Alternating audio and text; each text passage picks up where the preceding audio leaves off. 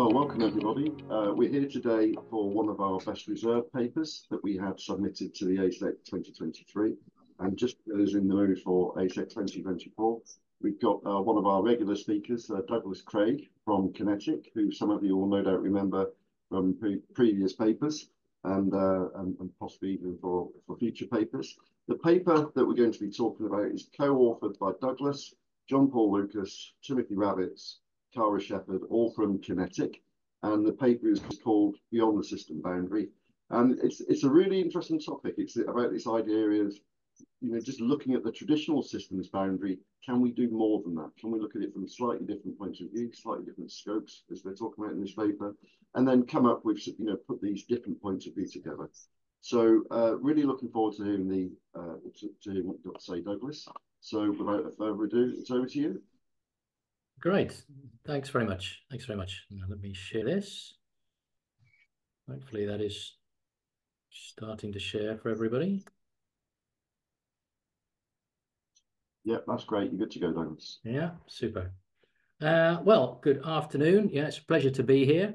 Yeah, I'm Douglas Craig, the lead author for this, and based in God's own country of Malvern, working for Kinetic there. Well, I'll explain where the idea of this came about as we go through. Perhaps the main point of it all is it's simpler than simplicity that I'm going for. Let me, the slides change. There we are. So boundaries are useful things, and I haven't found that much about them out there really. Boundaries enclose scopes, and when I say a scope, I mean the types of entity or elements that are encapsulated by the boundary. Analyzing where boundaries align, where they diverge, is a very powerful tool, but a simple one. We can find error, disharmony, technical risk, and areas of miscommunication. I'll give some examples later on. So where did the idea come from? I think that picture is an INCOSE event. Well, boundaries, a familiar concept to us as systems engineers. The world can be complex, complicated, chaotic. Sometimes it's clear, sometimes it's confused. Kunafin, if anyone recognizes those terms. So we often use the system boundary to pick out what might be useful to us. Things that are worth talking about, analyzing, addressing. So I deliver a lot of training courses on systems engineering and requirements engineering. And it was whilst doing these that I obviously mentioned the concept of boundary. And then it sort of occurred to me that there are things other than the system which have boundaries which are useful to talk about. We often focus on the system boundary, but what about other stuff? Checkland, those familiar with soft systems methodology, maybe have come across this. There's a couple of boundaries in the diagram that he had taken from his work. One point to make is that they're subjective. Sometimes it seems obvious. We have a boundary and it's set in stone. It's a law of the universe, but they're human-made things, these boundaries. They're not cast in stone.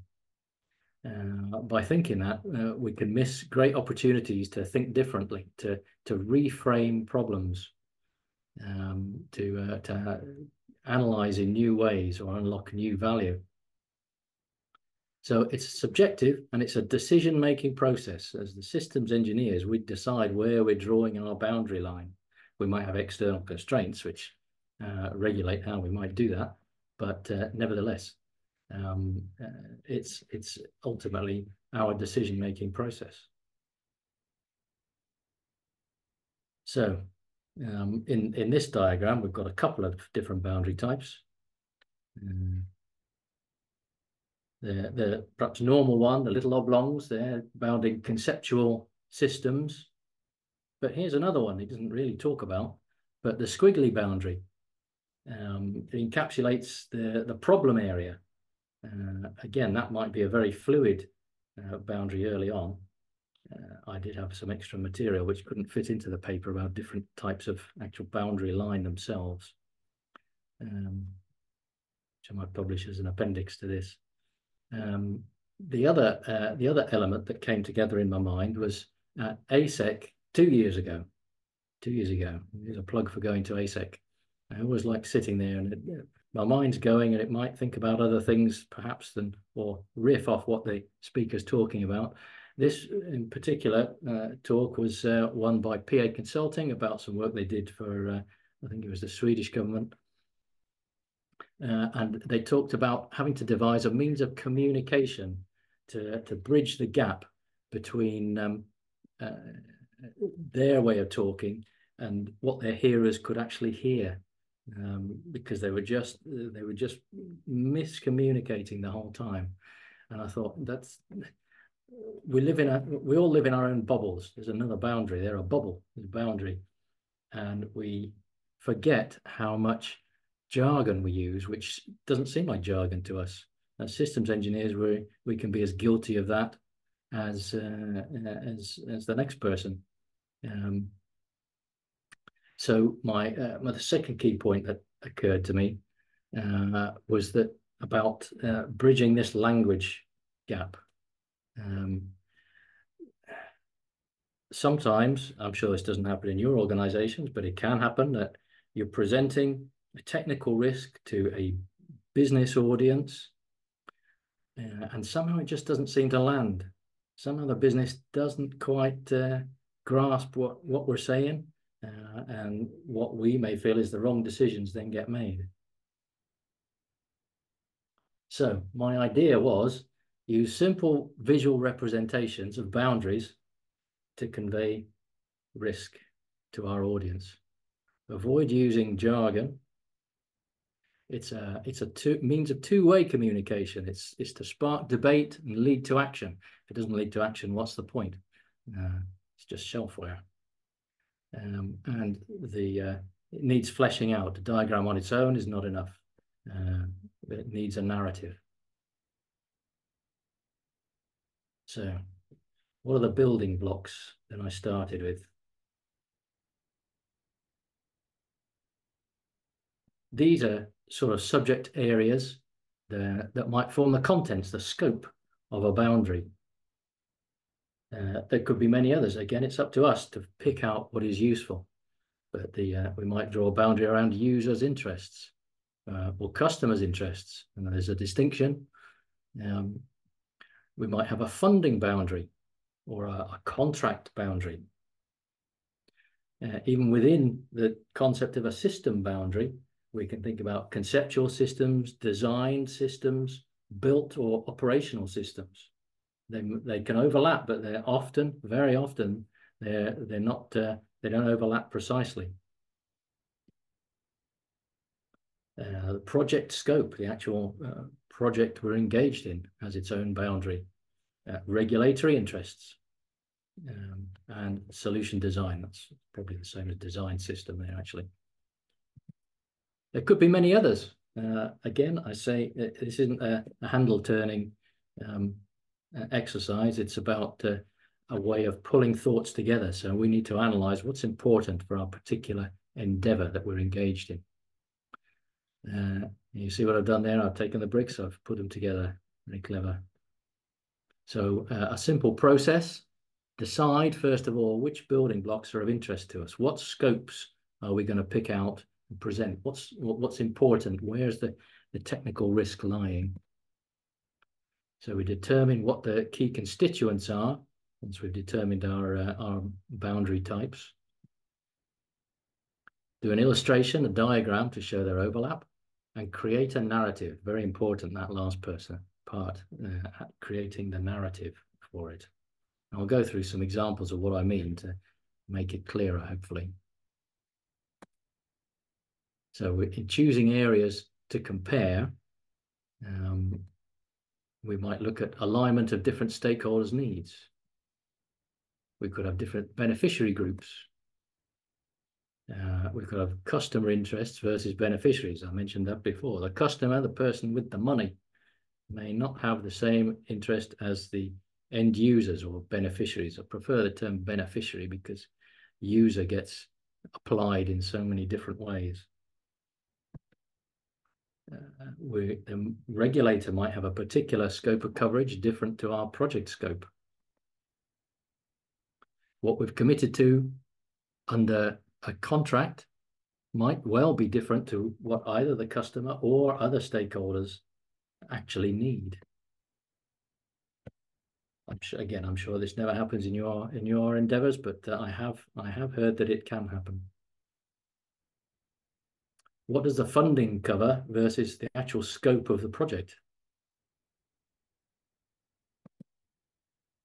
What is the design covering versus our project commitment? There could be many others. It's not a prescriptive list, it's just some examples. It's wherever there might be a technical risk that's embodied in the way these boundaries don't properly align. So, an example. Let's take two user groups brought together by a scenario. The scenario is emergency service involvement in civil disorder. Okay. It's our decision to examine their needs collectively, pull them together and illustrate them. So we're taking here paramedics and police. Let's see what the paramedics want. We assume we've done some stakeholder elicitation. Our contents of this boundary include casualty assessment, decision-making, casualty evacuation, and protection, and communication. We've identified all of these as being important to our stakeholder group. And we do a similar exercise for the police. Now, we need to make sure that the constituent elements are of the same nature, otherwise it doesn't work properly. But for the police, they have identified communication, threat assessment, decision-making, counter-threat, and protection. Okay, so all these important factors that our two stakeholder groups have presented to us. So we put them together. We model what is going on, what the need is. And we find that there's a shared protection need there, a shared communication need. The others, we find are separate, that there isn't really any overlap, at least in our initial evaluation. So the narrative, we're not quite clear how best to scope this at the moment. That's what the diagram's there to help thrash out. Decision-making needs from our initial analysis appear to be different between the two groups. One's looking at triaging casualties, the other's at how to counter threats. But there do seem to be shared needs for protection. So they're shown in the overlapping area. I'm using rectangles, by the way, because it's just sort of simpler to give a qualitative view of areas of overlap than trying to get circles and what's a 50-50 overlap of two circles. It's quite tricky, though. But any shape could be used if you prefer a different one. And there's another shared need there for communication. At least, again, the initial analysis has shown that that appears to be the same sorts of needs that both groups have.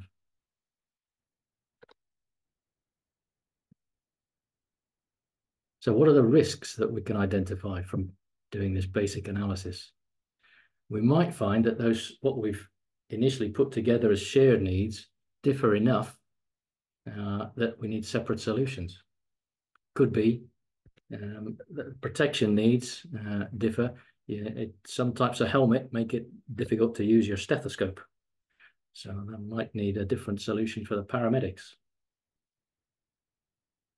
There could be sufficient overlap, in fact, between the decision-making elements that it would warrant a joint solution. to further analysis might be needed, because we've got the same words there. They don't necessarily mean the same thing, but there could be a potential for overlap.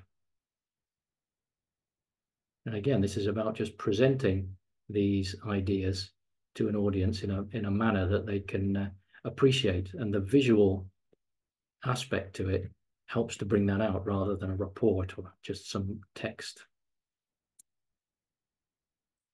And as I said before, it's worth nothing unless we generate some actions out of it. So we might decide we need to do a further review of the communication and protection needs to make sure these are actually shared. And the decision making, we need to analyze to see if they are actually different.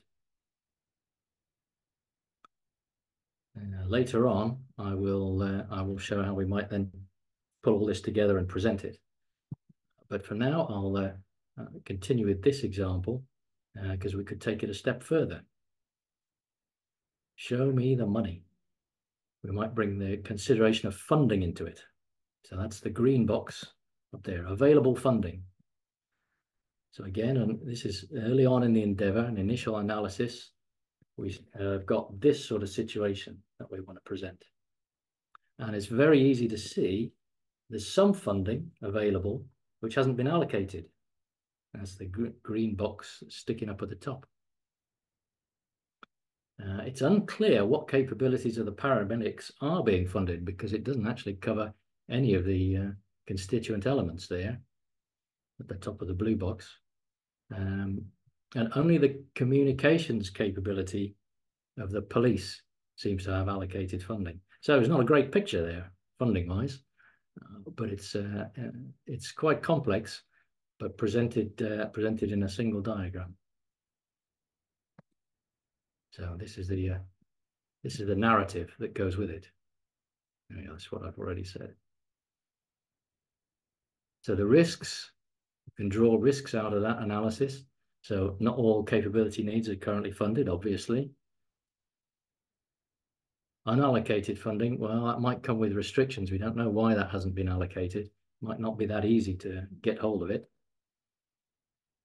We might be wasting some already allocated funding, as it doesn't appear to cover any of the required capabilities. I don't know if you can see my little arrow, but the top, or the part of the green that overlaps with the blue there, but yet has no constituent element associated with it.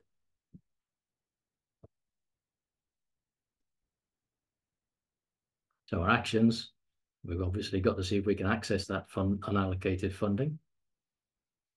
And once we've done that, determine what else still needs to be funded, what can't be addressed with the available money that's out there. A second example, completely different constituents. Yeah, we've contracted for a system provision. We're going to do an analysis of the setup of our project. There's work stream 1 and there's work stream 2. Why are they arranged like that? Because we found that this is what the work streams are looking at.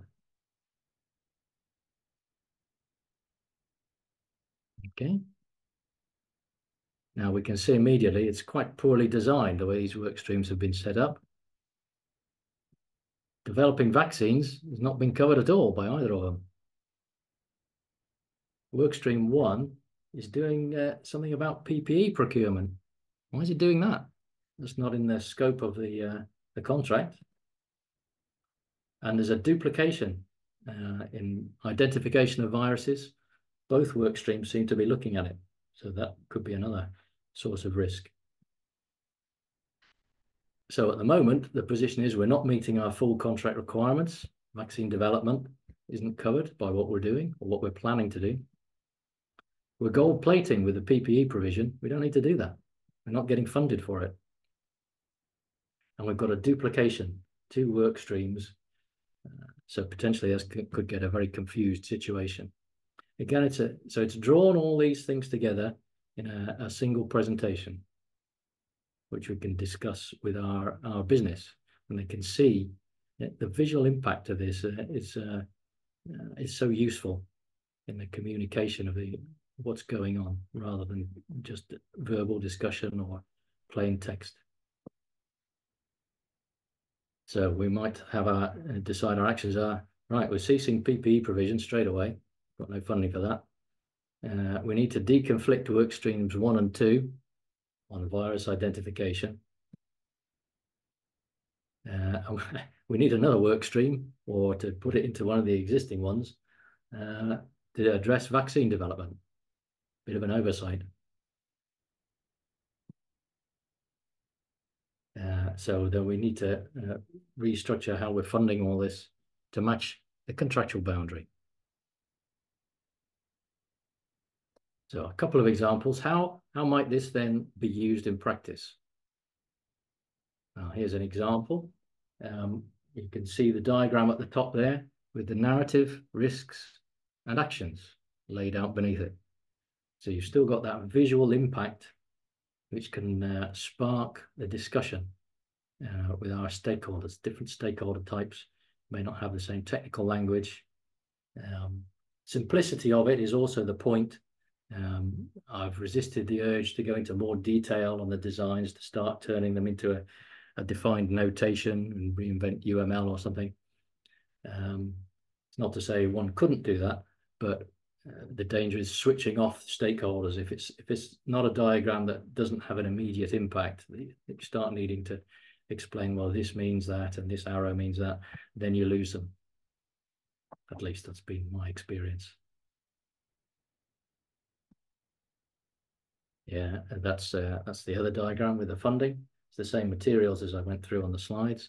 We just presented in a single page and with a RAG, red, amber, green status up at the top right. Yeah. And we decided that, yeah, this is a bad situation, so it's got a red. You could pull them together again and have a dashboard view. Doesn't have quite the detail the others had, but it's very easy for the business to see what the situation is. It's very flexible, so you can have whatever combinations of scope you need to tell the story you need, to convey the technical risk you need. And that, ladies and gentlemen, very briefly, is it. It was my idea to sort of generate these little diagrams.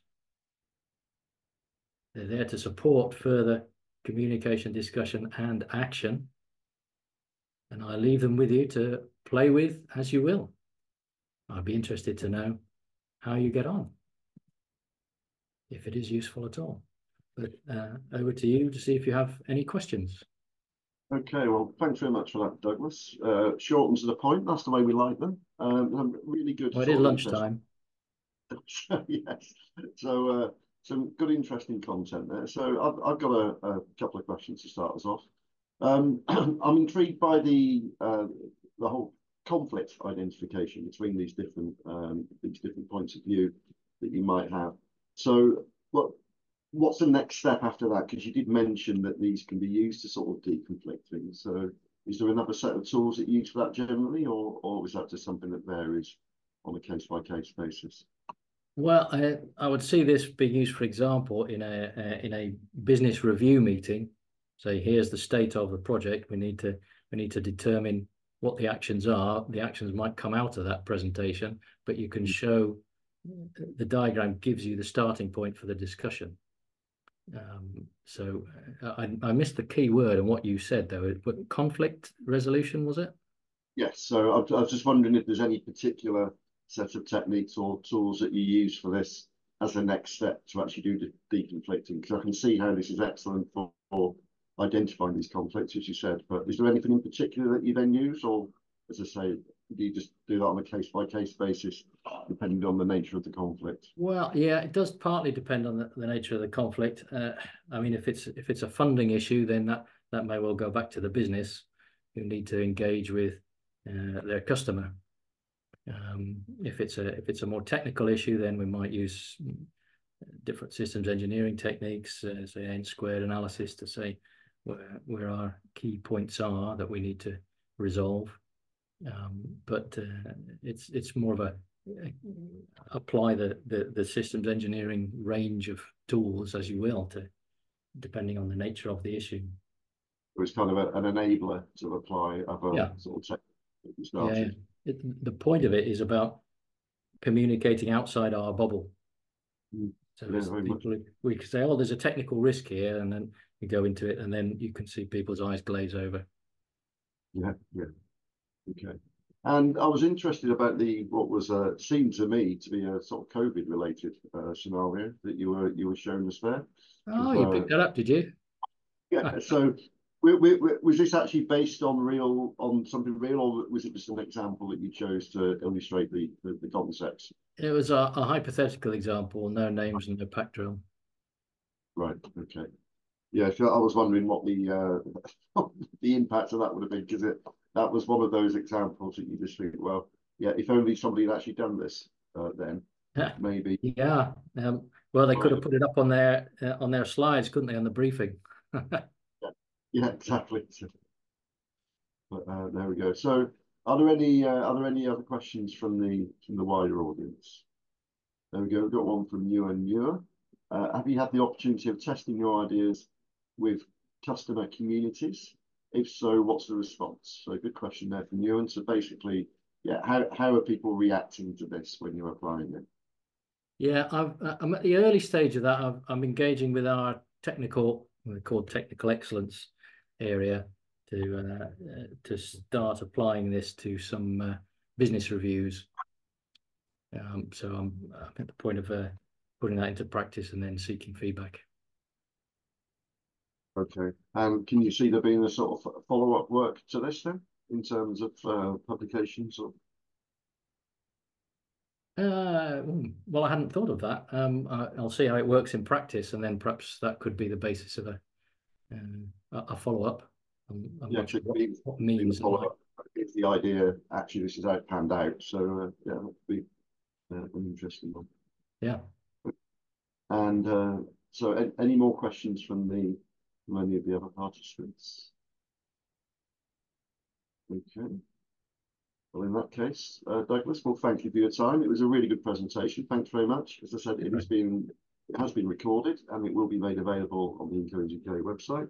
And we're all very much looking forward to, I don't know, maybe a book coming out from you at some point in the future. So, well, possibly, yes. Yeah, I should plug the book. Yes, Don't Panic Guide. Now you mention it. Say a couple of words about that. Yeah, I'm writing the Don't Panic Guide to Requirements Engineering. It's nearing completion, should be out this year, and I hope it will be useful to people new to the field, and maybe even people who've been in the field for a while. But yeah, we're very much looking forward to that, and we know there's been a lot of effort going into talking to different communities as well, and getting feedback on different techniques and so on, surveys. So that's a good point. There was in one of the INCOSE newsletters, there was a link to a survey where I was asking my stakeholders what they might find useful putting the theory into practice, because I know somebody will ask, did you put these concepts into practice when you were writing the book? So I thought I better had. So there is a survey there. Doing requirements on your requirements. That's a good start point. Exactly. Okay. So again, once more, thanks very much for that, Douglas. Very much appreciated. And we look forward to reading more of your material. Okay. Thanks very much. This will be made available on the INCOSE UK website.